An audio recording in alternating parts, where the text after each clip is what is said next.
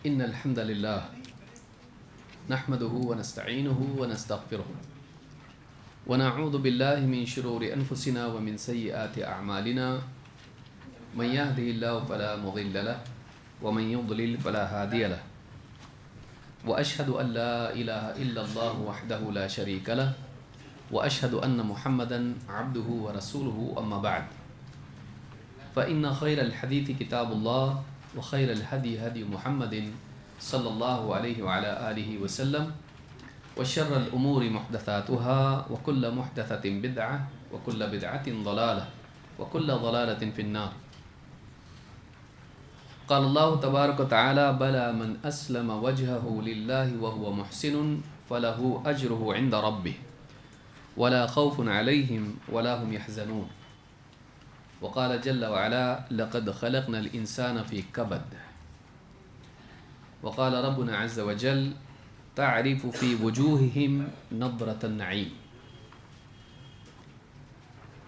میرے محترم دینی بھائیوں، نوجوان ساتھیوں اور قابل احترام ماں اور بہنوں،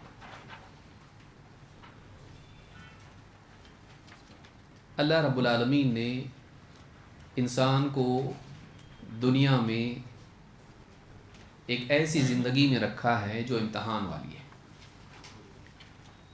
ایک ایسی دنیا جس میں شروع سے لے کر آخر تک ایک کے بعد ایک آزمائشیں اور امتحانات ہیں، پریشانیاں، مصیبتیں انسان کا ساتھ نہیں چھوڑتی ہیں۔ دنیا میں ایسی زندگی ممکن نہیں ہے جس میں انسان خوف اور غم سے پاک زندگی پا سکے، لیکن انسان کی چاہت ہے، وہ ایسی زندگی چاہتا ہے جس میں کوئی ٹینشن نہ ہو، وہ ایسی زندگی چاہتا ہے جس میں کوئی دکھ نہ ہو،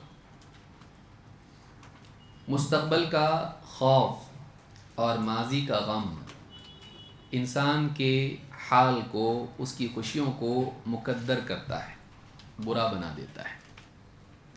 زندگی میں سب کچھ ہو کے بھی مزہ نہیں آتا ہے جب انسان کے آگے کے معاملات میں مستقبل کے اعتبار سے اندیشے لگے ہوں، اسے ڈر لگا ہوا ہو، ہلاکت کا، بیماری کا، نقصان کا، اور ماضی میں جو نقصانات ہوئے ہیں اور حال کے جو مصیبتیں اور حال کی تکلیفیں ہیں، اس میں انسان واقعی انجوائے نہیں کر پاتا ہے۔ نعمتوں کا مل جانا اصل نہیں ہے، انسان کے اندر کی حالت کا ان کے لیے مناسب ہونا بھی ضروری ہے۔ اس لیے دنیا میں بعض اوقات انسان کو چیزیں مل جاتی ہیں لیکن خوشی نہیں ملتی ہے، لہٰذا انسان کی طلب ہے کہ اس کو ایسی زندگی ملے جو خوف و غم سے پاک ہو، وہ خوش ہو، ایسی خوشی جو ختم نہ ہو، ایسی خوشی جس میں اندیشے نہ ہو، ایسی خوشی جس کے ساتھ غم چمٹا ہوا نہ ہو۔ یہ زندگی دنیا میں ممکن نہیں ہے۔ انبیاء کو بھی دنیا میں خوف ہوتا ہے، انبیاء کو بھی دنیا میں غم ہوتا ہے، لہٰذا دنیا کی زندگی ایسی ہی ہے، لیکن اس زندگی میں اس بات کا امکان ہے، اس بات کی پاسبلٹی ہے کہ انسان اس زندگی کو صحیح استعمال کر کے وہ زندگی پا سکے جو وہ چاہتا ہے،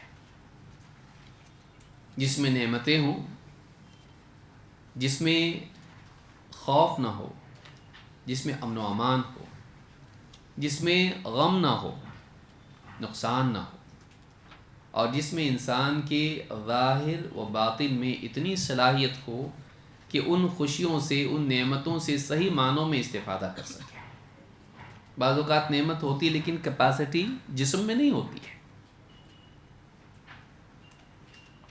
آدمی کو شوگر ہو گئی، وہ میٹھا نہیں کھا پاتا، کھا سکتا ہے لیکن کھاتا نہیں کیونکہ نقصان ہوگا، تو جسم میں صلاحیت نہیں ہے، جبکہ نعمت سامنے، تو محض نعمتوں کا پا لینا یہ اصل نہیں ہے، انسان کے اندر ان نعمتوں سے استفادہ کی استعداد بھی ہونا چاہیے۔ ان نعمتوں سے فائدہ اٹھانے کی کیپیسٹی بھی ہونا چاہیے۔ تو دنیا میں آپ دیکھیے بعض اوقات نعمتیں مل جاتی ہیں لیکن جسم ساتھ نہیں دیتا ہے، انسان کے پیچھے بیماریاں، پریشانیاں، بڑھاپا اور پھر موت، یہ ساری مصیبتیں انسان کے ساتھ لگی ہوئی ہیں۔ لہٰذا انسان کے لیے اللہ رب العالمین نے ایک ایسی دنیا رکھی، دنیا میں جس میں آزمائشیں، مصیبتیں، پریشانیاں ہیں، لیکن اس زندگی کو ایسا بنایا اور انسان کو ایک اپرچونٹی دی ہے۔ یہ زندگی میں ایک موقع انسان کو ہے کیونکہ ایک ہی زندگی اس کے پاس ہے، تو اس زندگی کا جو آزمائش والی، پریشانی والی، مصیبت والی زندگی ہے، اس کا صحیح استعمال کر۔ ایسی زندگی تجھ کو ملے گی جس میں وہ سب کچھ ہوگا جو تو چاہتا ہے۔ اس زندگی میں وہ نہیں ہو سکتا ہے۔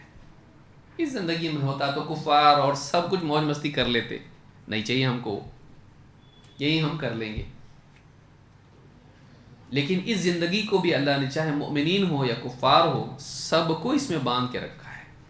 اسی لیے اللہ نے قرآن کریم میں فرمایا لَقَدْ خَلَقْنَا الْإِنسَانَ فِي كَبَدٍ، ہم نے انسان کو مشقت ہی میں پیدا کیا ہے، ماں کے پیٹ سے لے کے دنیا میں آنے تک اور دنیا میں آ کر قبر میں جانے تک انسان پریشانیوں سے جوجھتا رہتا ہے، اور اس میں کسی کا استثناء نہیں ہے، اس میں کسی کا ایکسیپشن نہیں ہے۔ نیک، بد، مالدار، غریب، سب کسی نہ کسی اعتبار سے پریشان ہوتے ہیں۔ بات یہ ہے کہ پریشانیاں الگ الگ ہوتی ہیں۔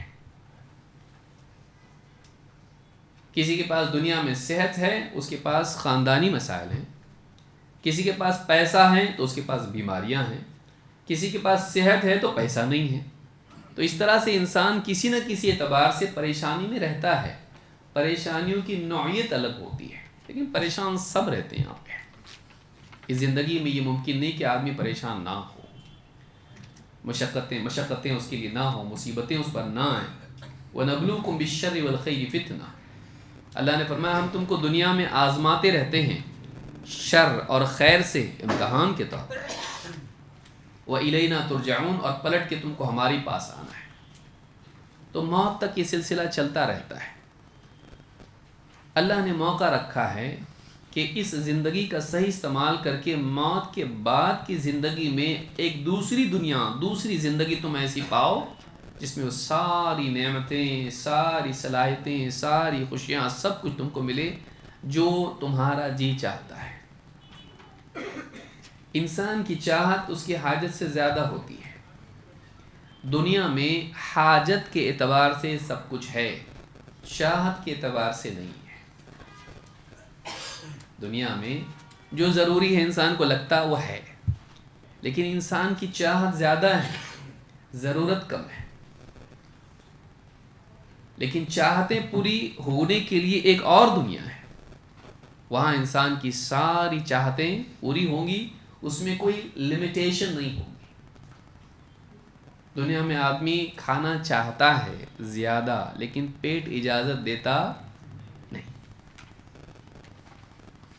تو انسان کی چاہت زیادہ ہوتی ہے لیکن کیپیسٹی کم ہے۔ آخرت کی دنیا میں، جنت میں اللہ تعالیٰ کیپیسٹی بھی بڑھا دے گا اور نعمتوں کی لمٹ ختم کر دے گا، کوئی رکاوٹ نہیں، جتنا چاہے تم کو ملے گا، اور انسان کے لیے کوئی رکاوٹ نہیں ہوگی ان نعمتوں سے استفادہ کرنے میں۔ وہ جو آخرت کی دنیا ہے، وہ جو آخرت کی زندگی ہے، اس کے لیے یہ زندگی چابی ہے، اس کو صحیح استعمال کرو وہ ملے گا۔ اسی لیے اللہ تعالیٰ نے قرآن کریم میں فرمایا بلا من اسلم وجہہ للہ وہو محسن فلہ اجرہ عند ربہ،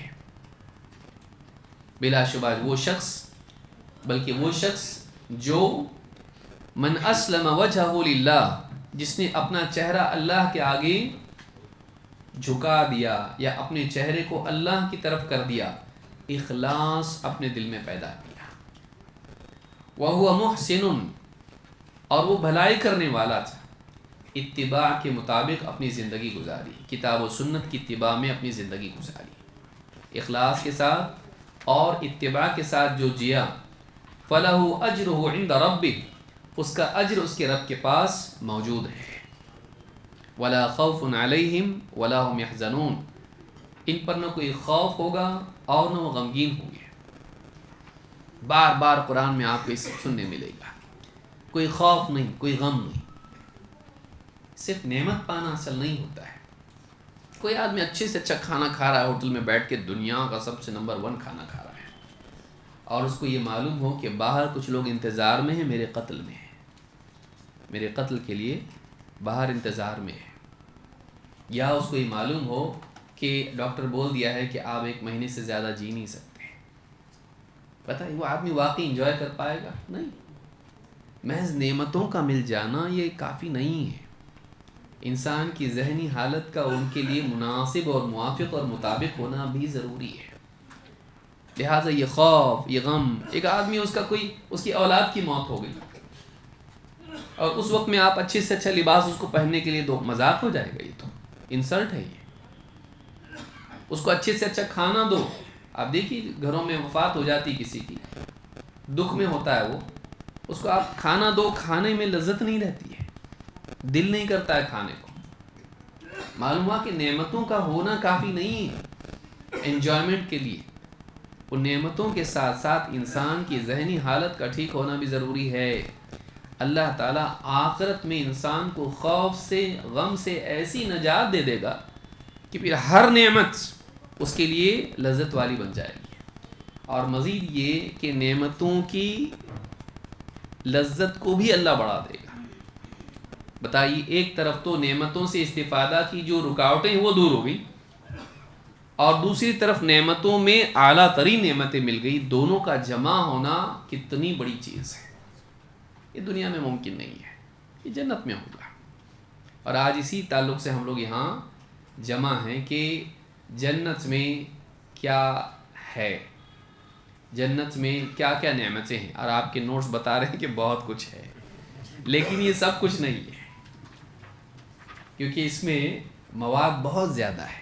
ساری چیزیں، قرآن کریم کی ساری آیات ایک باب میں جمع کر دینا ایک مشکل کام ہے. ابن قیم رحمۃ اللہ علیہ کی کتاب حادی الارواح الی بلاد الافراح اس باب میں بہت عمدہ کتاب ہے، اور یہ نوٹس میں نے اسی کی بنیاد پر بنائے. لیکن ہر حدیث کو اور ساری چیزوں کو اور اقوال سلف کو اس میں جمع کرنے کی کوشش کی ہے. تو یہ جو ہمارے پاس تقریباً 41 ابواب ہیں، آپ سمجھ سکتے ہیں کہ مواد بہت زیادہ ہے. تو ہم تیزی سے چلیں گے انشاءاللہ، تاکہ جنت کی نعمتیں جاننے کے اعتبار سے ہمارے لیے کوئی چیز چھوٹ نہ جائے. آخر تک ہم لوگ انشاءاللہ بیٹھیں گے، سب لوگ بیٹھیں گے آخر تک. گھر کی یاد تو نہیں آئے گی، کیونکہ بہت سارے لوگ دور سے بھی آئے ہیں، گھر سے فون آ جاتا، آئیے کہاں کر رہے ہیں، دودھ لے کے آ جاؤ. تو میں وہاں پونا میں ہوئی، تو آپ لوگ جب آئے ہو یہاں پر، اور بعض اوقات یہ ہوتا ہے کہ باہر جائیں گے، چائے پی کے آئیں گے، اور وقت یہ دن جو ہے ہمارا واپس زندگی میں آنے والا نہیں ہے. تو برابر ٹائم ٹیبل کا لحاظ رکھیں. کھانا پینا، حاجت سے فارغ ہونا، نمازوں کے لیے وضو وغیرہ کا معاملہ، ساری چیزیں ٹائم ویسٹ نہیں کرنا. گپ شپ کرتے کھڑے رہے، پھر اچانک اقامت ہو رہی اور پھر وضو کو بھاگ رہا ہے اور پھر ادھر ادھر ہاں دھڑدھڑاتے پھر رہا ہے. نہیں، برابر اپنے کام کو دھیان میں رکھیں کہ میرے پاس ٹائم کم ہے اور اتنے کم وقت میں مجھ کو سب کچھ کرنا ہے. تو ایک تو وقت کا لحاظ رکھیں، دوسرے یہ کہ دھیان سے سنیں، دھیان سے سنیں باتوں کو. ایک وقت کے بعد انسان بس بس ہو جاتا ہے اس کو. تو یہ نہیں، شوق رکھیں کہ یہ ساری چیزیں اگر ہم کو معلوم ہوئی کہ ان کے ذریعے سے ہماری زندگی میں تبدیلی آئے گی. آخرت کی نعمتیں جتنا انسان جانتا ہے اتنا آخرت کے لیے اعمال کا شوق اس کے دل میں زیادہ پیدا ہوتا ہے. تو رغبت پیدا کرنے کے لیے نعمتوں کا شعور اور نعمتوں کے بارے میں معلومات ہونی چاہیے. دنیا میں بھی آپ دیکھیے کیا ملے گا تو کیا کروں اپنے آپ ہو جاتا. جب انسان کیا کرنا ہے اس کے لیے کیا ملے گا پہلے دیکھتا ہے.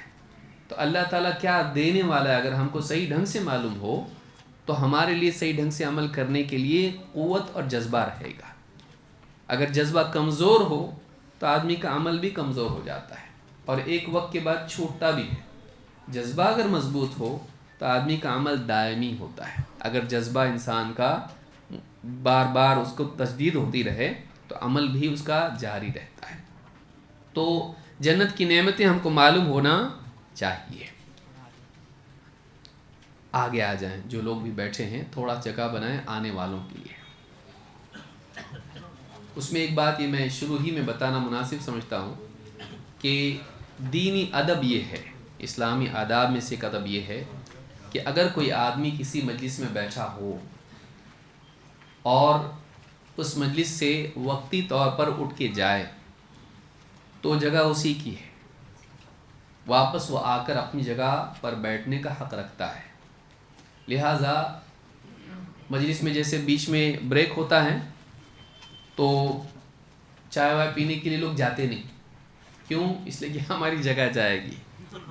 تو جو لوگ اوپر بیٹھے ہیں، جن کو اب یہاں جگہ نہیں ملی یا جس بھی یعنی منزل پر وہ لوگ ہیں، تو یاد رکھیں کہ ظہر تک کے پوری ایک مجلس ہماری ہے، درمیان میں ایک چھوٹا وقفہ ہوگا لیکن اصل پوری مجلس کب تک رہے گی؟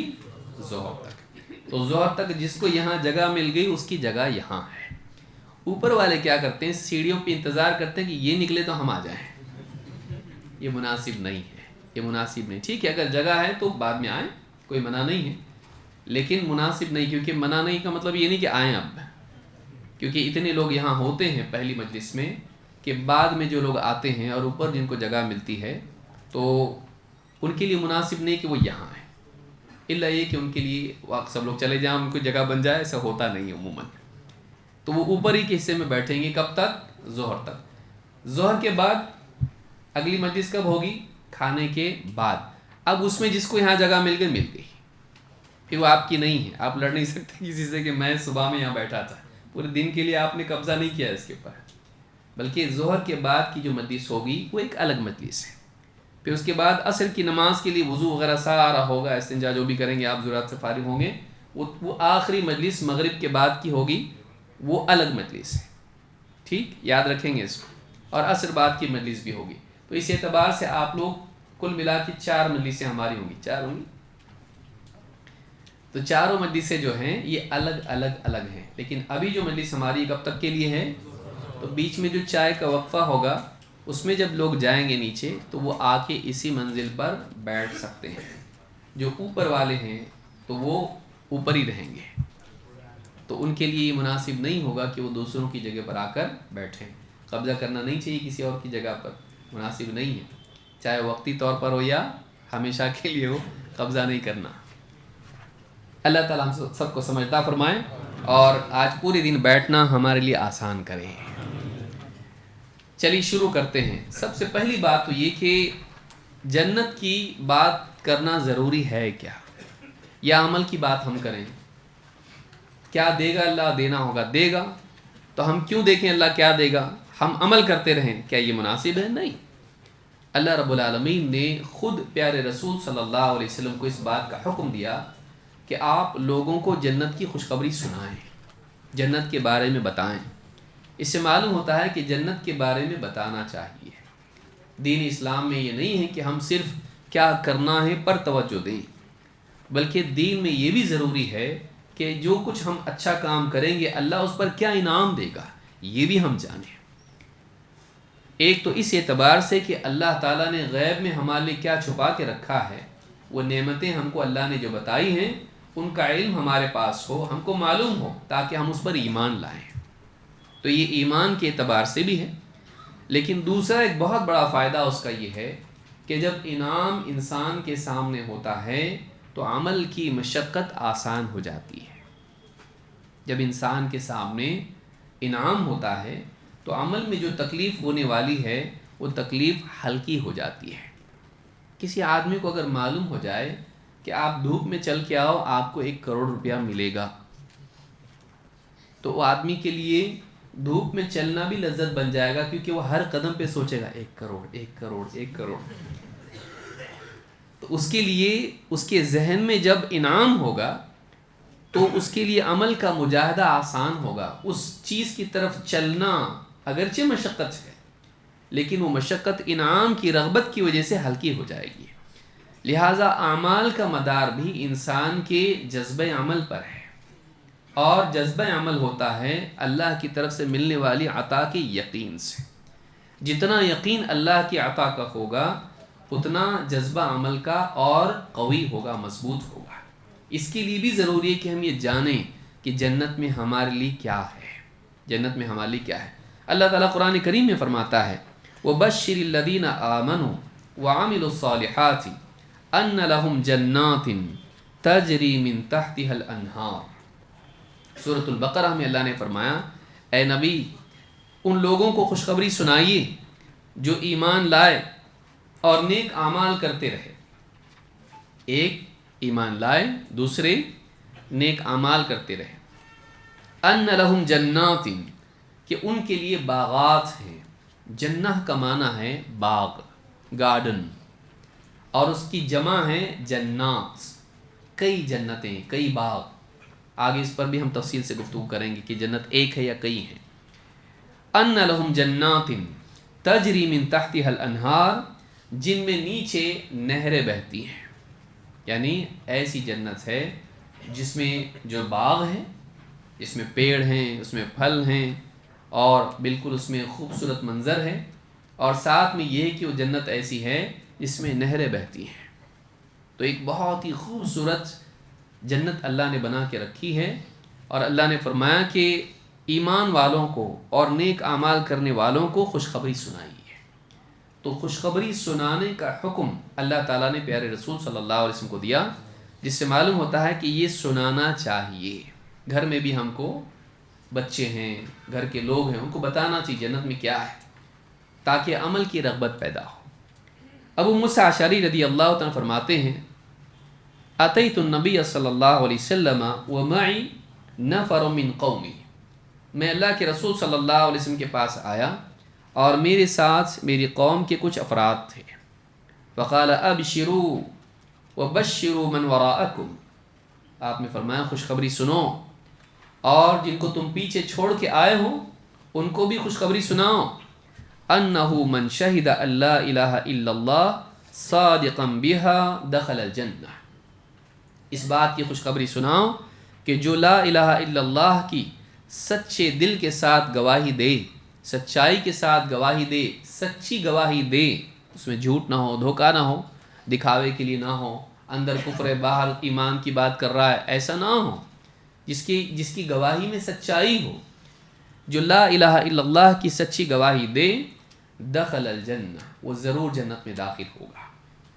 تو اس سے معلوم ہوتا ہے کہ اعمال پر جنت کی خوشخبری سنانا یہ اللہ تعالیٰ نے بھی کہا ہے، اپنے نبی کو حکم دیا، اور اس کی تعمیل میں اللہ کے رسول صلی اللہ علیہ وسلم نے امت کو بھی ترغیب دی کہ تم یہ کرو گے تو جنت میں یہ ملے گا یا جنت ملے گی. اور آگے آنے والی جتنی بھی باتیں ہیں وہ سب اسی کی تفصیل ہے کہ خود اللہ تعالیٰ نے بھی جنت کے بارے میں ہم کو بتایا اور رسول اکرم صلی اللہ علیہ وسلم نے ہم کو جنت کے بارے میں بتایا. تو جنت کے بارے میں جاننے کا جو ماخذ ہمارا ہے وہ کتاب و سنت ہے، وہ کتاب و سنت ہے. قرآن و سنت میں جو باتیں آئی ہیں وہ جنت کے بارے میں ہمارے لیے دلیل ہیں. امام احمد اور امام الطبرانی نے اس کو روایت کیا اور حدیث صحیح ہے. دوسری بات یہ ہے کہ کیا جنت موجود ہے یا جنت بنے گی قیامت کے دن؟ کیا جنت اس وقت موجود ہے؟ کیا اللہ نے اس کو تیار کر کے رکھا ہے، یا پھر جب جنت میں لوگ جانے والے ہوں گے اللہ تعالیٰ اس کو بنائے گا؟ تو کیا جنت بنی ہوئی ہے یا بننے والی ہے؟ قرآن کریم کی آیات سے اور احادیث سے معلوم ہوتا ہے کہ جنت اس وقت ابھی جب ہم یہاں بیٹھ کے بات کر رہے ہیں اور سن رہے ہیں جنت موجود ہے. جنت بالکل موجود ہے اپنی تمام نعمتوں کے ساتھ. جنت ابھی موجود ہے. اللہ تعالیٰ قرآن کریم میں فرماتا ہے وَسَارِعُوا إِلَى مَغْفِرَةٍ مِّن رَبِّكُمْ، اور دوڑو اپنے رب کی مغفرت کی طرف، وَجَنَّةٍ، اور اس جنت کی طرف، عَرْضُهَا السَّمَاوَاتُ وَالْأَرْضُ، جس کی چوڑائی بس چوڑائی آسمانوں اور زمین کے برابر ہے.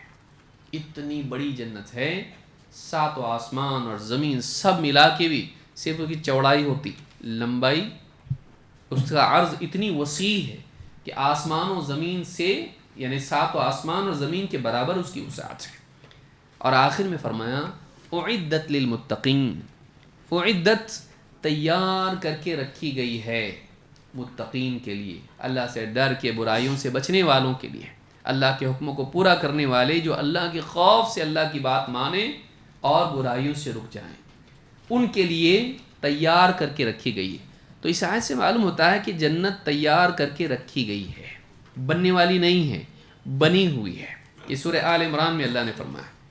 اسی طرح سے حدیث میں اللہ کے نبی صلی اللہ علیہ وسلم فرماتے ہیں احتجت النار والجنہ، جنت اور جہنم کے بیچ حجت ہوئی، بحث ہوئی، فقالت هذه يدخلني الجبارون والمتکبرون، جہنم نے کہا کہ میرے اندر جبار، بڑے ظالم اور گھمنڈی لوگ آئیں گے، اللہ ہم سب کی حفاظت کرے۔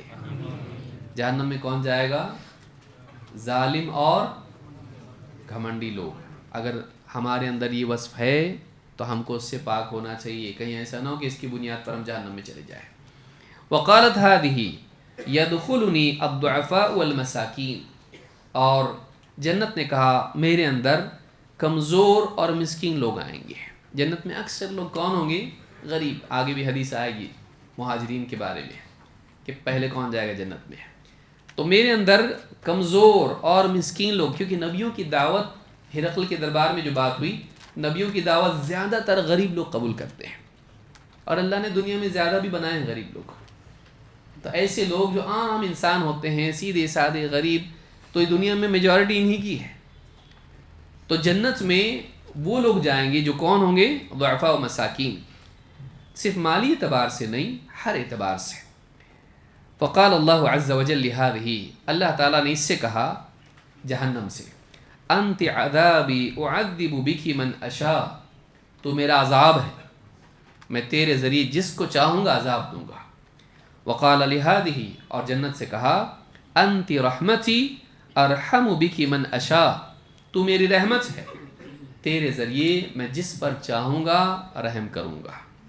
وَلِكُلِّ وَاحِدَةٍ مِّنْكُمَا مِلْؤُهَا، اور تم میں سے ہر ایک کے لیے ایسے مخلوق، ایسے بندے، ایسے لوگ ہیں جن سے اس کو بھرا جائے گا۔ دونوں میں سے کوئی بھی خالی نہیں رہے گا، جہنم میں بھی جائیں گے، جنت میں بھی جائیں گے۔ تو جہنم اللہ کا عذاب ہے اور جنت اللہ کی رحمت ہے۔ تو اس حدیث سے بات معلوم ہوتی کہ جنت اللہ کی رحمت ہے، یعنی اللہ کی طرف سے بندوں پر اللہ رحم کرے گا جب ان کو جنت میں ڈالے گا۔ تو اس حدیث کو امام مسلم نے روایت کیا ہے، یعنی جنت اور جہنم میں بات ہوئی، وہ ہیں نہیں تب بات ہوئی۔ اچھا، جنت بات بھی کرتی ہے؟ ہاں۔ جہنم بات کرتی ہے؟ ہاں، کیونکہ وہ مخلوق ہیں، آج ہم اس کو نہیں سمجھ سکتے۔ آخرت کی دنیا میں انسان کا عمل بولے گا، قبر میں عمل بولے گا۔ تو یہ دنیا میں نہیں ہوتا ہے کہ ہمارا عمل ہمارے سے بات کر رہا ہے، لیکن قبر میں ایسا ہوگا، نیک انسان کی شکل میں انسان کا عمل آئے گا اور اس سے کہے گا میں تیرا عمل ہوں۔ تو یہ آخرت میں ممکن ہے، دنیا میں ممکن نہیں ہے۔ تو جہنم اور جنت اللہ کی مخلوق ہیں اور دونوں بات بھی کرتی ہیں، اور وہ موجود ہیں تبھی تو بات کی، یہ بنی ہوئی ہیں۔ اسی طرح سے آپ آگے بڑھتے جائیں گے، ہم اللہ کے نبی صلی اللہ علیہ وسلم فرماتے ہیں بینما انا اسیر فی الجنہ، جب میں جنت میں جا رہا تھا، تب جنت موجود ہے تبھی آپ اس میں جا رہے تھے، چل رہے تھے۔ اذا انا بنہر حافتاہ قباب الدر المجوف، تو میں نے ایک نہر دیکھی کہ اس کے دونوں کناروں پر کھوکھلے موتیوں کے قبے بنے ہوئے تھے۔ گنبد کی طرح قبہ ہوتا ہے، ٹینٹ ایسے اس طرح سے ہوتا ہے، تو قبے بنے ہوئے تھے۔ کیسے؟ کھوکھلے موتیوں کے، موتی اور اندر جا سکتے اس کے، اتنے بڑے بڑے ہیں۔ قلت ما ھذا یا جبریل، میں نے پوچھا جبریل کیا ہے؟ قال ھذا الکوثر الذی اعطاک ربک، جبریل نے کہا یہ الکوثر ہے، یعنی یہ جو نہر ہے یہ کیا ہے؟ الکوثر، انا اعطیناک الکوثر، یہ کوثر ہے، یہ نہر کوثر ہے جو آپ کو آپ کے رب نے عطا کی ہے۔ فَإِذَا طِينُهُ أَوْ طِيبُهُ مِسْكٌ أَذْفَرٌ، تو میں نے دیکھا کہ اس کی مٹی یا اس کی خوشبو مشک کی خوشبو تھی، خالص مشک، عمدہ مشک، مسک جس کو بولتے ہیں، تو اس کی خوشبو بہت عمدہ ہوتی ہے اور بہت پائیدار ہوتی ہے۔ تو آپ نے کہا کہ اس کی مٹی یا اس کی خوشبو جو تھی، وہ مٹی بھی اس کی کیا ہے؟ مشک ہے۔ جو اس کے نیچے نہر میں مٹی ہوتی ہے وہ مشک کی طرح خوشبودار ہے۔ تو یہ بخاری کی روایت ہے، جس سے معلوم ہوتا ہے کہ اللہ کے نبی صلی اللہ علیہ وسلم جنت میں گئے، جنت میں گئے، تو اس سے معلوم ہوتا ہے کہ جنت ہے۔ معراج کی رات میں بھی صاف الفاظ میں آپ صلی اللہ علیہ وسلم نے فرمایا ثم ادخلت الجنہ، پھر اس کے بعد مجھے جنت میں داخل کیا گیا، فَإِذَا فِيهَا جَنَابِذُ اللُّؤْلُؤِ وَإِذَا تُرَابُهَا الْمِسْكِ، تو میں نے دیکھا کہ جنت میں موتیوں کے قبے بنے ہوئے ہیں اور اس کی مٹی مشک کی مٹی، جو نہر میں آپ نے دیکھا نہر کوثر میں، تو اس کی مٹی کیا ہے اور جنت کی مٹی کیا ہے؟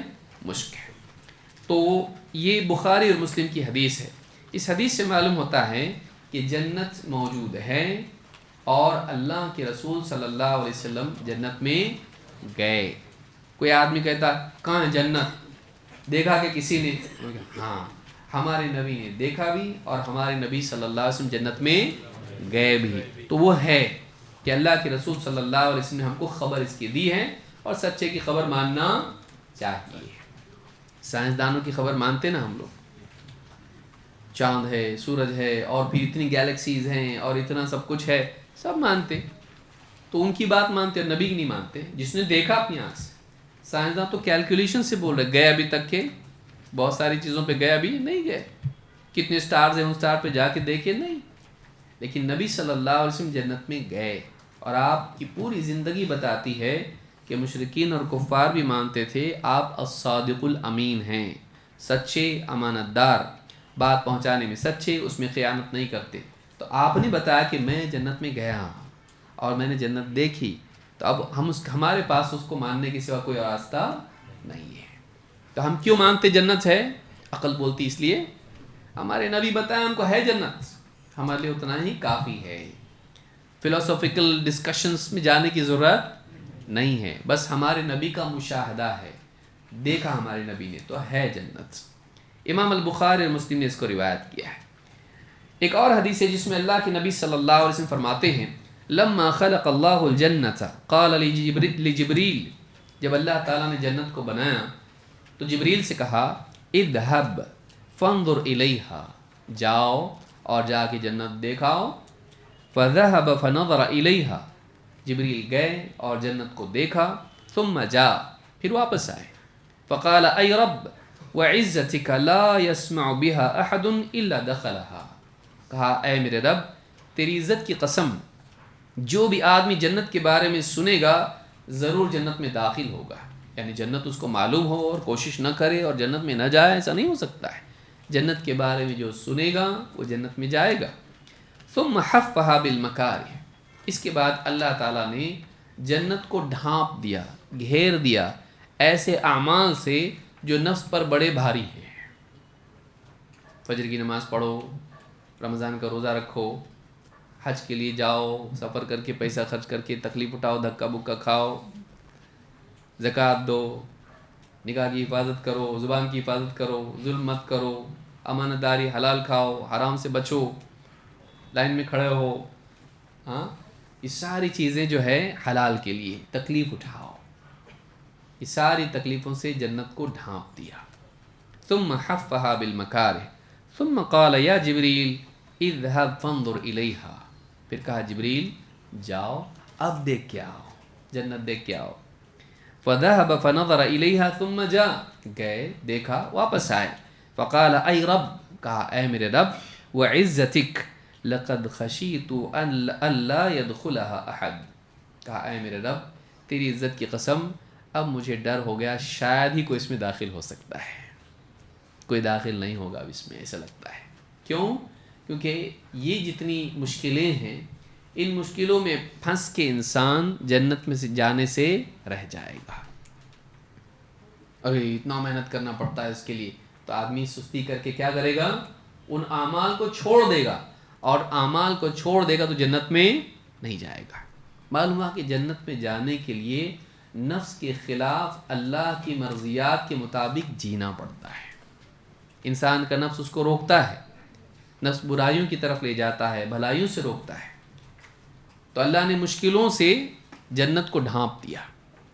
تو ان مشکلوں کو پار آدمی کرے گا تو ہی جنت میں جا پائے گا. اس کے لیے بہت جگر چاہیے کہ زندگی بھر ایک انسان اپنے آپ کو تقویٰ کی راہ پر جمائے رکھے. کوئی آسان کام نہیں. جنت میں جانے والے کوئی نارمل لوگ نہیں رہیں گے، بہت اپنے آپ کو سنبھالنے والے لوگ ہوں گے. یہ اور ہے کہ اللہ تعالیٰ اپنی رحمت اور اپنے فضل و کرم سے کچھ لوگوں کو خود سے ہی بھیج دے، گرتے پڑتے ہو جائیں گے، آخر میں ہم دیکھیں گے آخری جنتی کیسا ہوگا. لیکن کم سے کم ان کی استقامت اس پہ ہوگی کہ وہ اللہ کے ساتھ شرک نہیں کریں گے. ان کے پاس بہت سے معاملات آئیں گے، زندگی میں مراحل آئیں گے اور اللہ کو چھوڑ دیں،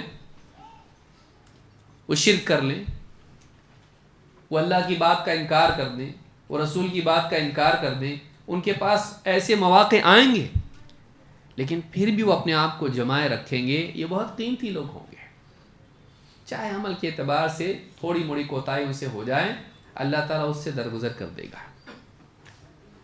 چاہے تو ان کو معاف کر دیں، چاہے ان کو جہنم میں ڈال کے پھر ان کی صفائی کر کے دھلائی کر کے ان کو نکال کے پھر جنت میں اللہ ڈالے گا ان کو. لیکن اللہ ان کو چھوڑے گا نہیں. ان کے حال پر جنت میں ضرور ان کو داخل کرے گا. یہ قیمتی لوگ ہوں گے بہت کہ زندگی بھر ایمان پر توحید پر ڈٹے رہے. تو یہ جنت کے بارے میں یہ معلوم ہوا کہ جنت اللہ نے بنائی تو جبریل سے کہا جا کے دیکھو، جس سے معلوم ہوتا ہے کہ جنت بنی ہوئی ہے. امام احمد، ابو داؤد، ترمذی اور نسائی نے اس کو روایت کیا ہے. چلیے آگے بڑھتے ہیں. جب جنت ہے تو جنت میں جانے کے لیے کہاں سے جائیں گے؟ دروازے سے. جنت کے دروازے کیسے ہیں؟ قرآن کریم میں اللہ تعالیٰ فرماتا ہے وَسِيقَ الَّذِينَ اتَّقَوْا رَبَّهُمْ إِلَى الْجَنَّةِ زُمَرًا. جو لوگ تقوی شعار بنے رہے، اللہ سے ڈر کے، گناہوں سے بچ کے زندگی گزارتے رہے. وَسِيقَ الَّذِينَ اتَّقَوْا رَبَّهُمْ إِلَى الْجَنَّةِ زُمَرًا، کہ جن لوگوں نے اپنے رب کے خوف سے تقوی والی زندگی گزاری انہیں جنت کی طرف لے جایا جائے گا. جو اپنے رب سے ڈرتے رہیں انہیں جنت کی طرف اکرام کے ساتھ لے جایا جائے گا. کیسے؟ زمرہ، گروہ گروہ، گروپ گروپ میں جائیں گے جنت میں. حتی اذا جاؤوها وفتحت ابوابها، جب وہ جنت کے پاس جائیں گے اور جنت کے دروازے کھولے جائیں گے. وقال لهم خزنتها، جنت کا داروغہ ان سے کہے گا سلام علیکم، تم پر سلامتی ہو. طبتم، تم بہت عمدہ تھے، تم بہت نیک تھے، اچھے تھے. فادخلوها خالدین، داخل ہو جاؤ جنت میں ہمیشہ رہنے کے لیے، ہمیشہ ہمیشہ کے لیے جنت میں داخل ہو جاؤ. تو جب جنتی اہل جنت جنت میں جانے کے لیے وہاں پہنچیں گے تو دروازے پہلے کیا ہوں گے؟ بند. ان کے لیے دروازے کھولے جائیں گے اور پھر دروازے کے اوپر کون ہے؟ داروغہ بھی ہے. وہ داروغہ ان کو کیا کریں گے؟ ویلکم، ان کے استقبال کریں گے اور کیا کہیں گے؟ فادخلوها سلام علیکم طبتم، تم پر سلامتی ہو، تم پر سلامتی ہو. طبتم، تم نے اچھا کیا، تم بہت اچھے تھے، تم اچھا جیے، تم نے جو کچھ کیا بہت صحیح کیا. طبتم، بہت عمدہ. فادخلوها خالدین، آؤ داخل ہو جاؤ ہمیشہ رہنے کے لیے. تو اس آیت سے بات، یہ سورہ زمر کی آیت ہے، اس سے معلوم ہوتا ہے جنت کے دروازے ہیں اور دروازوں پر کون ہیں؟ داروغہ ہیں. اور جنت میں جانے والوں کو کیا کرتے ہیں؟ مار پیٹ کے بھیجتے اندر، سیدھے سے جاؤ نہیں، بلکہ استقبال ان کا کیا جاتا ہے. آگے بھی آئے گا سلام کے بارے میں. انس بن مالک رضی اللہ تعالیٰ کہتے ہیں قال رسول اللہ صلی اللہ علیہ وسلم انا اکثر الانبیاء تبعا یوم القیامہ، قیامت کے دن میں سارے نبیوں میں سب سے زیادہ پیروکار والا ہوں گا. یعنی میرے فالورز، میرے امتی دوسرے نبیوں کے مقابلے میں زیادہ ہوں گے. وَأَنَا أَوَّلُ مَنْ يَقْرَعُ بَابَ الْجَنَّةِ، اور میں وہ سب سے پہلا شخص ہوں جو جنت کا دروازہ کھٹکھٹائے گا. جنت کا دروازہ بند ہوگا، کھلوائے گا کون؟ سب سے پہلے میں جنت کا دروازہ، یقرع، کھٹکھٹانا. امام مسلم نے اس کو روایت کیا ہے. ایک اور روایت میں آپ فرماتے ہیں انا اول من یاخذ بحلقۃ باب الجنۃ فاقعقعها، میں جنت کے دروازے کا حلقہ، آپ دیکھیں پرانے زمانے میں جو بادشاہوں کے بالکل قلعے کے دروازے ہوا کرتے تھے، اس میں گول اس طرح سے حلقہ ہوتا تھا، اس کو پکڑ کے کنڈی اس کی کھٹکھٹائی جاتی تھی. تو میں پہلا شخص ہوں جو جنت کے دروازے کا حلقہ پکڑے گا اور اسے ہلائے گا. ہلانے سے کیا ہوتی ہے؟ آواز پیدا ہوتی ہے. تو نبی صلی اللہ علیہ وسلم اس کا دروازہ کھٹکھٹائیں گے، کنڈی اس کی پکڑ کے، اس کا حلقہ پکڑ کے. امام احمد، ترمذی اور دارمی نے اس کو روایت کیا، الفاظ دارمی کے، حدیث صحیح ہے. ایک اور روایت میں آپ فرماتے ہیں آتی باب الجنت یوم القیامت فاستفتح، میں قیامت کے دن جنت کے دروازے پہ پہنچوں گا اور میں دروازہ کھلوانے کے لیے اس کو کھٹکھٹاؤں گا. فیقول الخازن، جنت کا خازن، اس کا نگراں، اس کا داروغہ کہے گا من انت، اندر سے آواز آئے گی کون ہے؟ من انت، کون ہو آپ؟ فاقول محمد، میں جواب دوں گا محمد. کتنے الفاظ ہیں؟ جواب میں کیا ہوگا؟ صرف محمد، خالی نام محمد. فیقول بک امرت، کہے گا ہاں آپ ہی کے بارے میں مجھ کو حکم ملا ہے. لا افتح لاحد قبلک، کہ آپ سے پہلے یہ دروازہ میں کسی کے لیے نہیں کھولوں گا.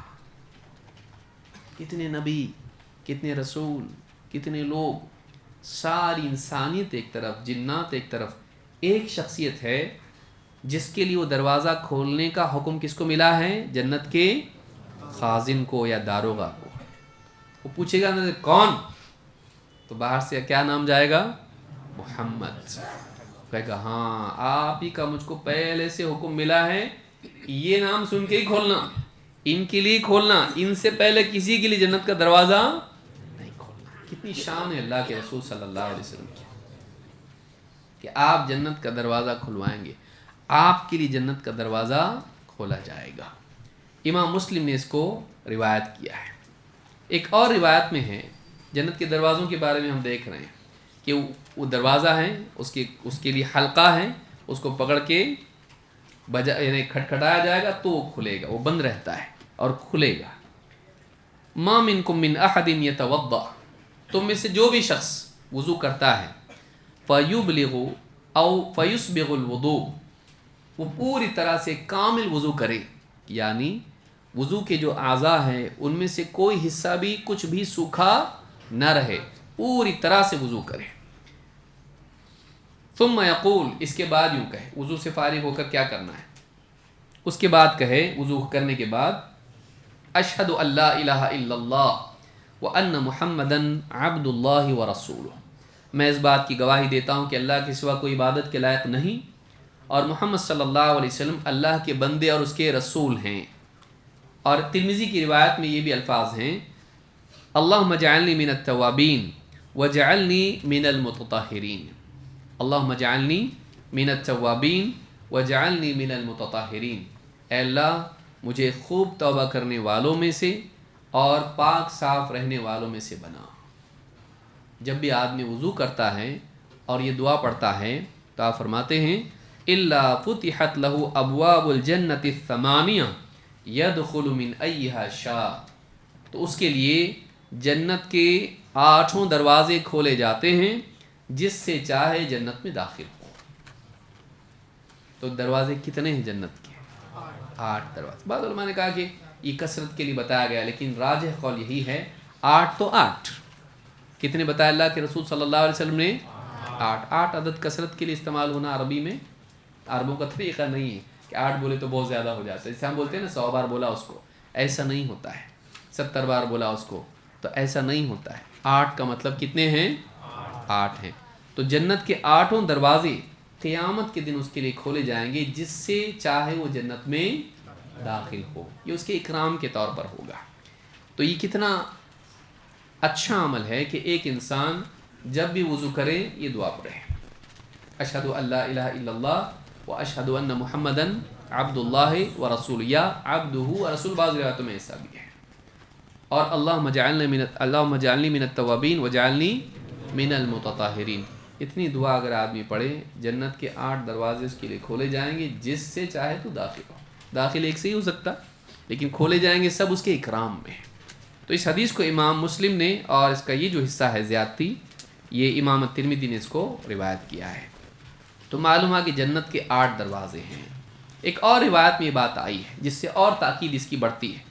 آپ نے فرمایا ما من مسلم یموت له ثلاثة من الولد، جو بھی مسلمان اس کے 3 بچے فوت ہو جائیں، بچپن میں ہی بالغ ہونے سے پہلے اس کے بچوں کی موت ہو جائے. کتنے؟ 3. ما لم یبلغ الحنث، بالغ ہونے سے پہلے ان کی وفات ہو جائے.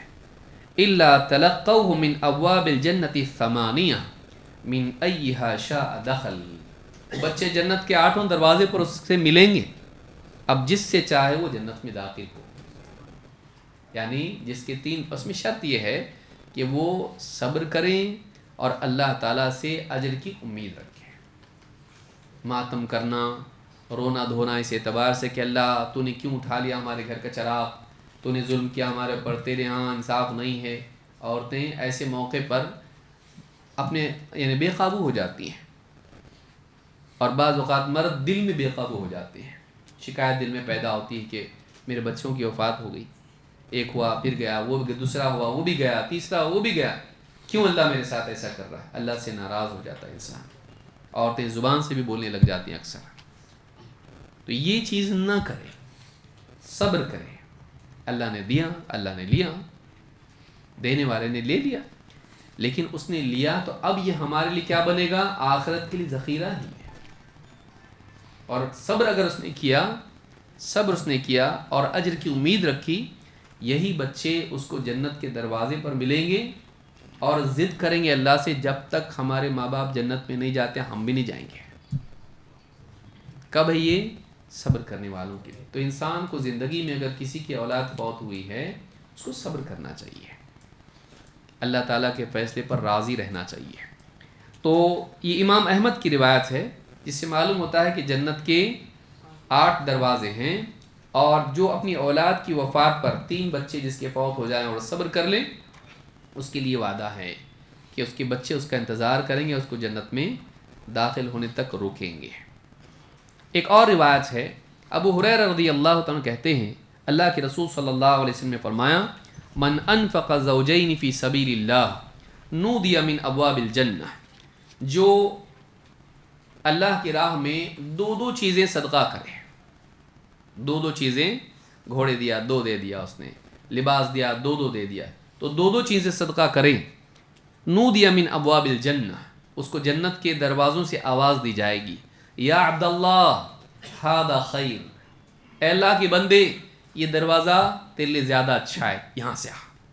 ہر دروازے والے بلائیں گے یہاں سے یہاں سے یہاں سے آ جا، یہاں سے داخل ہو. فمن کان من اہل الصلاۃ دعی من باب الصلاۃ، اگر وہ شخص نمازیوں میں سے تھا، یعنی نمازی وہ جو فرائض کا اچھے سے اہتمام کرتے اور نوافل کا بھی اہتمام کرتے ہوں، جس کی زندگی میں خاص عمل نماز تھا، باقی بھی کرتا تھا، خالی نماز پڑھتا تو روزہ نہیں رکھتا تھا، ایسا نہیں، نماز اس کی زندگی کا اہم ترین عمل تھا. لوگوں کا مزاج ہوتا ہے، کوئی عبادت والا نماز میں اس کا بہت دل لگتا، نمازیں بہت پڑھتا ہے، فرائض پڑھتا، نوافل پڑھتا، تہجد پڑھتا، کوئی کسی اور عمل میں ہوتا ہے. تو جو نماز والے عمل میں جس کی خصوصیت تھی، نماز والوں میں سے تھا، اس کو نماز کے دروازے سے باب الصلاح سے پکارا جائے گا. ومن کان من اہل الجہاد دعی من باب الجہاد، اور جو جہاد والوں میں سے تھا اسے باب الجہاد سے پکارا جائے گا. ومن کان من اہل الصیام دعی من باب الریان، جو روزے داروں میں سے تھا، فرائض بھی روزے کا اہتمام کرتا تھا، نفل بھی رکھتا تھا، روزے اس کی زندگی میں رہتے تھے، اچھے سے روزے رکھتا تھا، کثرت سے روزے رکھتا تھا، اسے کس باب سے بلایا جائے گا؟ باب الریان. وہ دروازہ اس کا نام کیا ہے؟ باب الریان. ومن کان من اہل الصدقۃ دعی من باب الصدقہ، اور جو صدقے والوں میں سے تھا اسے باب الصدقہ سے پکارا جائے گا. فقال ابو بکر رضی اللہ عنہ بأبی انت و امی یا رسول اللہ، مجلس میں ابو بکر صدیق رضی اللہ عنہ بیٹھے ہوئے تھے. پوچھا اے اللہ کے رسول، میرے ماں باپ آپ پر فدا ہوں، ما علی من دعی من تلک الابواب من ضرورت، اگر ان سارے دروازوں سے کسی کو پکارا جا رہا ہے تو اگر اس کو سارے دروازوں سے نہ پکارا جائے تب بھی تو کوئی نقصان کی بات نہیں، جانا تو ایک ہی دروازے سے ہے، کوئی ضرر نہیں اس کے لیے۔ فَهَلْ يُدْعَى أَحَدٌ مِّن تِلْكَ الْأَبْوَابِ كُلِّهَا، لیکن کیا ایسا ہوگا کہ کسی کو سارے ہی دروازوں سے پکارا جائے؟ یعنی کسی کو باب الریان سے پکارا جا رہا ہے، کسی کو باب الصلاح سے پکارا جا رہا ہے، تو ایک دروازے سے اس کو پکارا جا رہا ہے جس عمل میں اس کی خصوصیت ہے۔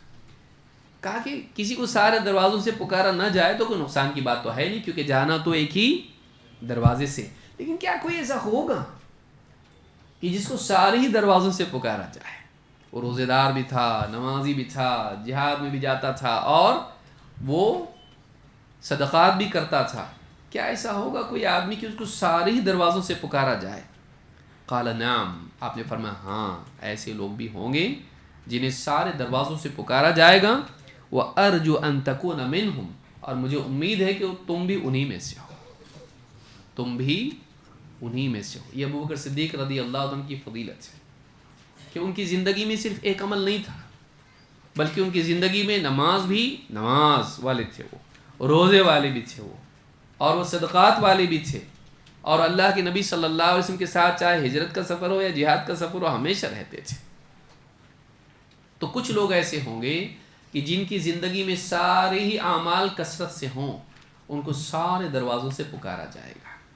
تو یہ بھی بات اس حدیث سے معلوم ہوتی ہے کہ جنت کے جو دروازے ہیں، کوئی باب الصلاح ہے، کوئی باب الصدقہ ہے، کوئی باب الریان ہے، کوئی باب الجہاد ہے، اور اس طرح سے دروازے جنت میں ہیں جن سے داخل ہوتے وقت ان کو پکار کے بلایا جائے گا، جو جس عمل والے ہوں گے ان کو ویسا پکارا جائے گا۔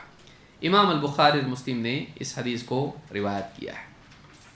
یہ دروازے کتنے وسیع ہیں، کتنا فاصلہ ان کا ہے، یعنی کتنے بڑے دروازے ہیں، مطلب جانے میں کیسا آتا، مسجد میں آتے وقت میں، نکلتے وقت میں، یا کہیں بھی جانا ہو ہاں تو تنگ ہوتا ہے، اتنے لوگ جنت میں جائیں گے، وہ دروازے کیسے ہوں گے؟ اللہ کے رسول صلی اللہ علیہ وسلم نے فرمایا والذی نفس محمد بیدہ، اس ذات کی قسم جس کے ہاتھ میں محمد کی جان ہے، انما بین المصراعین من مصارع الجنۃ لکما بین مکۃ وحجر، آپ نے فرمایا کہ جنت کے دروازے، ان کی جو دو پٹ ہیں، یعنی یہ دروازے کا کنارہ اور یہ دروازے کا کنارہ، بیچ میں سے جاتا ہے آدمی، تو یہ جو دونوں پٹ ہیں ان کے درمیان کا جو فاصلہ ہے ایسا ہے جیسے مکہ اور حجر کے درمیان ہوتا ہے۔ حجر بحرین میں ہے، کہاں ہے؟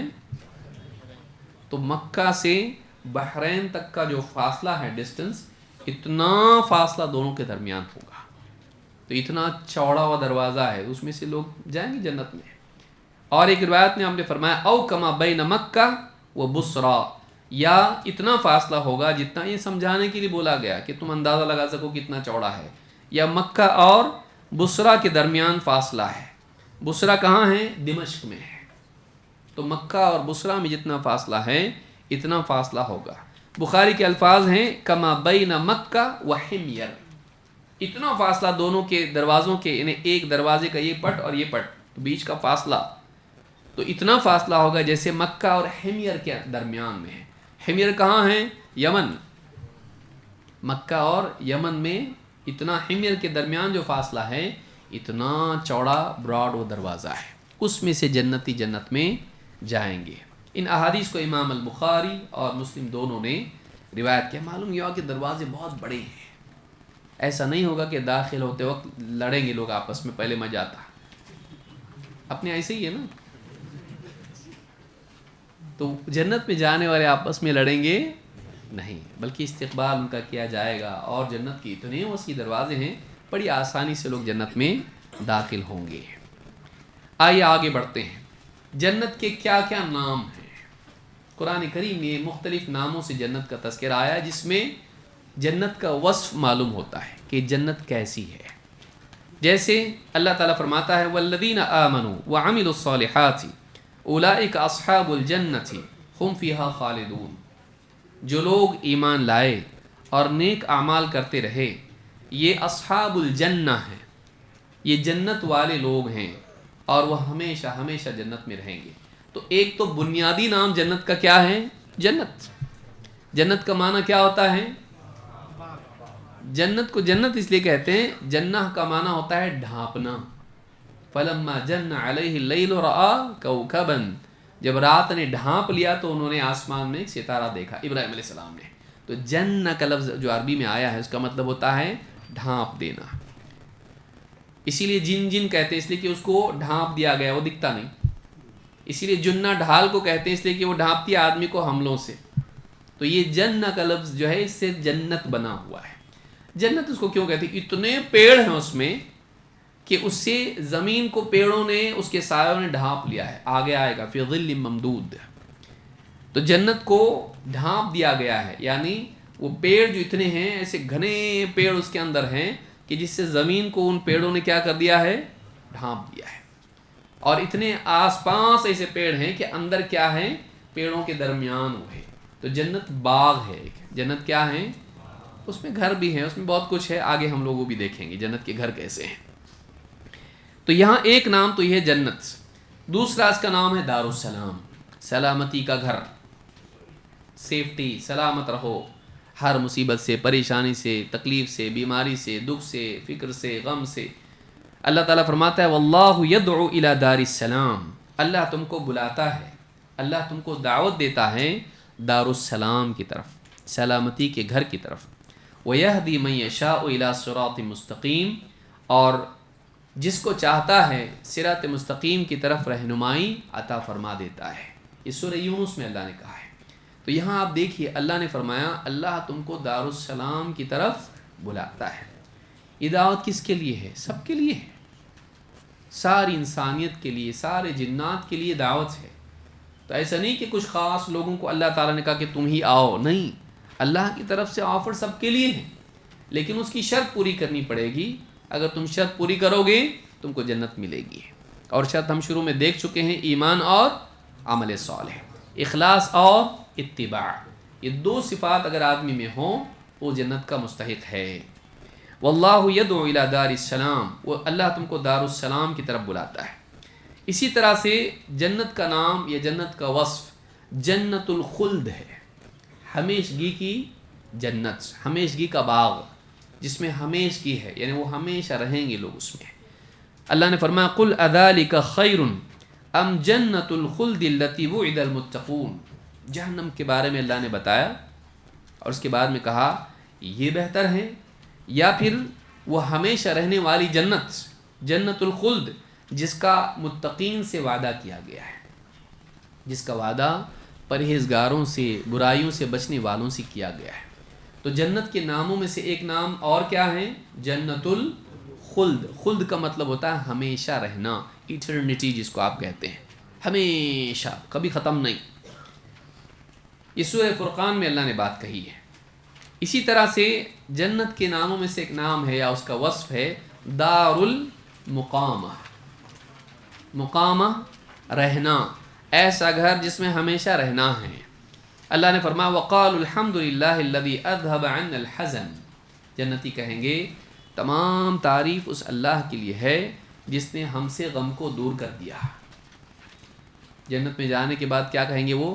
تمام تعریف اللہ کے لیے جس نے ہم سے غم کو دور کر دیا. ان ربنا لغفور شکور، ہمارا رب بڑا مغفرت کرنے والا اور بڑا شکور ہے، یعنی اعمال کو قبول کرنے والا، بندوں پہ احسان کرنے والا. الذی احلنا دار المقامۃ من فضلہ، وہ ذات جس نے دار المقامہ ہمیں کو ہمارے لیے حلال کر دیا اپنے فضل سے. یعنی ایسے گھر میں، ایسی جنت میں رہنا ہمارے لیے حلال کر دیا جس میں آدمی جا نہیں سکتا ہے، دروازے بند رہتے ہیں اس کے. یہ اللہ نے انسان کے لیے ممکن کیا، تب جا کے وہاں رہنا ہے، ورنہ خود سے جنت مل سکتی نہیں. اللہ نے اپنے فضل سے عطا کیا ہے کہ اللہ نے عطا کیا تو ملا، ورنہ نہیں ملتا انسان کو. تو یہ جنتی اللہ تعالیٰ کا شکر ادا کریں گے جنت میں، اور جنت میں غم نہیں ہوگا. اس آیت سے معلوم ہوتا ہے، سورہ فاطر کی آیت ہے، اس سے معلوم ہوتا ہے کہ جنت کو اللہ نے دار المقامہ کہا ہے، یہ ہمیشگی کا گھر ہے. اسی طرح سے اس کا ایک نام جنات المأوا ہے. مأوا ٹھکانہ، ایسی جگہ جہاں انسان قرار پکڑتا ہے، وہاں رہتا ہے. اللہ نے فرمایا اما الذین آمنوا وعملوا الصالحات، تو وہ لوگ جو ایمان لائے اور نیک اعمال کرتے رہے، فلہم جنات المأوا، ان کے لیے ہمیشگی کے باغات ہیں، قرار پکڑنے کے، رہنے کے، ٹھکانے کے طور پر باغات ہیں. نزلا بما كانوا يعملون، یہ مہمانی ہے اللہ کی طرف سے ان کے اعمال کی وجہ سے. اللہ کی طرف سے وہ مہمانی ہے. مہمان کا اکرام کیا جاتا ہے، مہمان کو کوئی کمی نہیں کی جاتی ہے اور مہمان کو بھگایا نہیں جاتا ہے. لیکن یہ نہیں ہوتا ہے کہ وہ مہمان کے طور پر 4 دن کے لیے ہیں، جسے ہم دیکھ چکے ہیں کہ کیا ہے، وہ دار المقامہ ہے، جنات المأوا ہے، ہمیشگی کے لیے رہنے کی جگہ ہے. وہ ہمیشہ مہمان کی طرح انجوائے کریں گے، ہمیشہ اللہ تعالیٰ کی طرف سے انعامات اور نعمتیں ان کو ملتی رہیں گی. یہ سورہ سجدہ میں اللہ نے کہا ہے. اسی طرح سے جنات عدن بھی اس کو کہا گیا ہے. عدن، جنات عدن ہمیشگی کے رہنے کی جگہ، ایسی جگہ جہاں ہمیشہ رہنا ہے. اور اعلیٰ ترین حصہ جنت کا ہے جنات عدن. اللہ فرماتا ہے وَمَن يَأْتِهِ مُؤْمِنًا قَدْ عَمِلَ الصَّالِحَاتِ فَأُولَٰئِكَ لَهُمُ الدَّرَجَاتُ الْعُلَىٰ، جو شخص ایمان کی حالت میں آئے جبکہ اس نے نیک اعمال بھی کیے ہوں، یعنی اللہ سے ملاقات کریں ایمان اور نیک اعمال کے ساتھ، فَأُولَٰئِكَ لَهُمُ الدَّرَجَاتُ الْعُلَىٰ، ایسے لوگوں کے لیے اونچے اونچے درجات ہیں. جنات عدن تجری من تحتها الانہار، ان کے لیے ہمیشگی کی جنتیں ہیں جن کے نیچے نہریں بہتی ہیں. خالدین فیہا، وہ ان جنتوں میں ہمیشہ ہمیشہ رہیں گے. وذالک جزاء من تزکا، اور یہ بدلہ ہے اس شخص کا جس نے پاکیزگی اختیار کی، شرک سے، برے اعمال سے، برے اخلاق سے. تو معلوم ہے کہ جو اپنے آپ کو پاک کر کے جائے وہ جنت میں بسائے جانے کے لائق ہے. اور جس نے ایمان لایا اور نیک اعمال کیے، اللہ تعالیٰ اس کو ایسی جنت میں بسائے گا جس میں بہت اونچے اونچے درجات ہیں. آگے ہم دیکھیں گے کہ جنت کے درجات کتنے ہیں. یہ سورہ طٰہٰ میں اللہ نے کہا ہے. تو جنات عدن جنت کے ناموں میں سے ایک نام ہے. جنت کا ایک نام الدار الآخرہ بھی ہے. ابن قیم نے یہ سارے نام ذکر کیے اپنی کتاب میں. کہا کہ وما، اللہ تعالیٰ فرماتا ہے وما هذه الحیات الدنیا الا لہو ولعب، یہ دنیا کی زندگی لہو ولعب کے سوا اور کیا ہے. لہو دل کا کھیل، لعب جسم کا کھیل. آدمی کا دل ہمیشہ بڑے بڑے پلاننگ کرتا رہتا ہے اور اس کی لذتوں کی چاہت اس کے دل میں ہوتی ہے، کبھی حلال کبھی حرام، اور جسمانی اعتبار سے بھی وہ فضول کاموں میں لگا رہتا ہے یا دنیا کی دوڑ میں لگا رہتا ہے یا انجوائمنٹ میں لگا رہتا ہے. یہ سارا انجوائمنٹ کٹ ہو جاتا ہے جیسی موت آ جاتی ہے، اور وہ اصل حیثیت اس کو معلوم پڑتی ہے کہ میں انجوائے کرنے کے لیے دنیا میں نہیں تھا، میں امتحان کے لیے تھا. اس کا خواب ٹوٹتا ہے جیسی موت آتی ہے، اور اس کو حقیقت پتہ چلتی ہے کہ زندگی کا معاملہ کتنا سیریس تھا. وہ this is my life, I am enjoying my life والا نہیں تھا. وہ امتحان کی زندگی تھی کہ دنیا میں کوشش کر، آخرت میں اس کا بدلہ ملے گا. اچھا جیا اچھی زندگی ملے گی، برا جیا بری زندگی ملے گی. وہاں جا کے اس کو سمجھ میں آتا ہے کہ کتنا سیریس معاملہ تھا. اللہ نے فرمایا وما هذه الحیات الدنیا الا لہو ولعب، دنیا کی زندگی لہو ولعب، کھیل تماشا جس کو ہم اپنی زبان میں کہتے ہیں، ایسی چیز سے بڑھ کے اور کیا ہیں. وَإِنَّ الدَّارَ الْآخِرَةَ لَهِيَ الْحَيَوَانُ، اور اصل آخرت کا گھر ہی واقعی زندگی ہے. لَهِيَ الْحَيَوَانُ، علماء کہتے ہیں واقعی زندگی جو ہر اعتبار سے کامل ہو. دنیا کی زندگی میں آدمی زندگی پاتا ہے لیکن پریشانیاں، مصیبتیں اور دکھ اور غم اور فکر، وہ ساری چیزیں اس کی زندگی کو کمزور کر دیتی ہیں، کھوکھلا کر دیتی ہیں. واقعی زندگی کمال والی آخرت کی ہے. وَإِنَّ الدَّارَ الْآخِرَةَ لَهِيَ الْحَيَوَانُ، واقعی آخرت کے گھر والی یعنی جنت والی زندگی واقعی زندگی ہے. لَوْ كَانُوا يَعْلَمُونَ، کاش کہ انہیں معلوم ہو جاتا ہے، کاش کہ وہ سمجھتے، غور کرتے. تو بتایا تو ہے اللہ نے، معلوم ہے، لیکن واقعی احساس اور شعور نہیں ہے. آدمی خالی سن لیتا ہے لیکن غور نہیں کرتا ہے، اس کی شخصیت کا، اس کی سوچ کا، اس کے ارادوں کا حصہ نہیں بن پاتا ہے، خالی معلومات کے خانے میں جا کے جمع ہو جاتا ہے، آئی نو،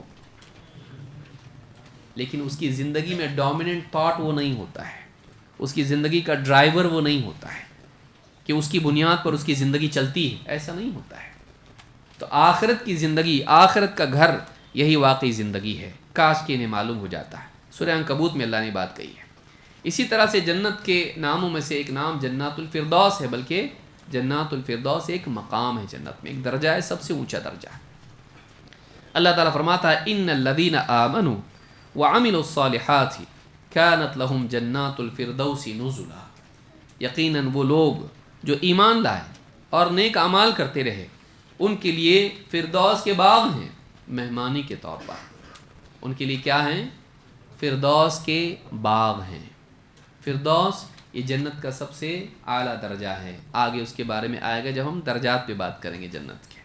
یہ سورہ کہف میں اللہ نے بات کی. اب دیکھیں ان ساری آیتوں میں ایمان لائے نیک اعمال کرتے رہے، ایمان لائے نیک اعمال کرتے ہیں، تقوی والے بنے رہے. یہ ساری چیزیں بتاتی ہیں کہ جنت یوں ہی گری پڑی چیز نعوذ باللہ نہیں کہ مفت میں دے دی جائے. ایک بہت اونچی چیز ہے، اس کے لیے اونچا بننا پڑتا ہے. جنت بہت اونچی چیز ہے، بہت بڑی نعمت ہے. اس کے لیے دنیا میں موقع ملا ہے، جنت میں بسنا ہے، جنت کے لائق بن. جنت میں اگر تجھ کو بسنا ہے، جنت میں بسنے لائق بن. یہ ہمارے پاس یہ بفرنگ ٹائم ہے، اپنے آپ کو ایلیجیبل بنا. تو یہ جنت کی ایلیجیبلٹی پیدا کرنے کے لیے دیا ہوا ٹائم ہے. Prepare your self. جنت میں جانا ہے، لائق بن. کیسا بنوں، کب بنوں؟ اب بن دنیا کی زندگی میں. تو یہ سارے ہم کو صبح شام رات دن، پیر منگل بدھ جمعرات جمعہ سنیچر اتوار، یہ کیوں مل رہے ہیں ہم کو؟ یہ سب اس لیے ملے ہیں ہر دن تو جنت سے قریب ہونے کی کوشش کر، اتنا لائق بن کہ تجھے بغیر جہنم میں ڈالے تجھ کو جنت میں لے جایا جائے. بغیر جہنم میں جائے، جنت میں جانے کے لائق بننے کے لیے دنیا کی زندگی ملی ہے. نہیں بنا، ایمان تو لایا لیکن نہیں بن پایا ویسا، گڑبڑ کی دنیا میں، ٹھیک ہے، دھلائی کر کے پٹائی کر کے عذاب کے بعد جنت میں ڈالا جائے گا، صاف کر کے پاک کر کے پھر جنت میں جائے گا. تو یہیں پاک ہونے میں کیا پرابلم ہے؟ سمجھ میں آ رہی بات؟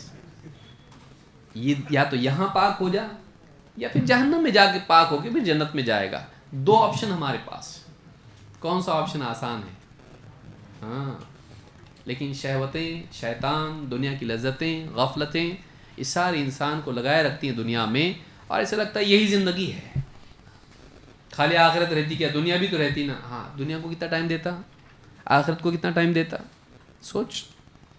بولتا ہے دنیا بھی تو ہے نا، لیکن تیرا جملہ جو ہے گرامر کے اعتبار سے صحیح، لیکن ایکچوئل جملہ ہے دنیا ہی تو ہے نا. تو جی رہا ایسا ہے، بولنے میں بول رہا ہے تو دنیا بھی ہے، لیکن تیری زندگی بتا رہی ہے تیرے نزدیک دنیا ہی ہے. تیری ساری کوششیں، ساری فکریں، تیری کروٹیں، تیری دوڑ دھوپ پوری دنیا کی طرف ہے. تو اپنے عمل سے بول رہا ہے دنیا ہی ہے، دنیا ہی اصل ہے. زبان سے بول رہا ہے دنیا بھی تو ہے، لیکن عمل تیرا بتا رہا ہے کہ دنیا ہی ہے. تو معلوم ہے کہ آخرت کے لیے عمل ضروری ہے. ایمان اور عمل تیری زندگی میں ہونا چاہیے. جنت کے ناموں میں سے ایک نام ہے جنات النعیم، نعمتوں والی جنت. اللہ نے فرمایا ان الذین آمنوا وعملوا الصالحات لہم جنات النعیم. جو لوگ ایمان لائے اور نیک اعمال کرتے رہے، ان کے لیے نعمتوں بھری جنت ہے. اس میں نعمتیں ہی نعمتیں ہیں، ایسی نعمتیں کہ جن کو انسان تصور بھی نہیں کر سکتا.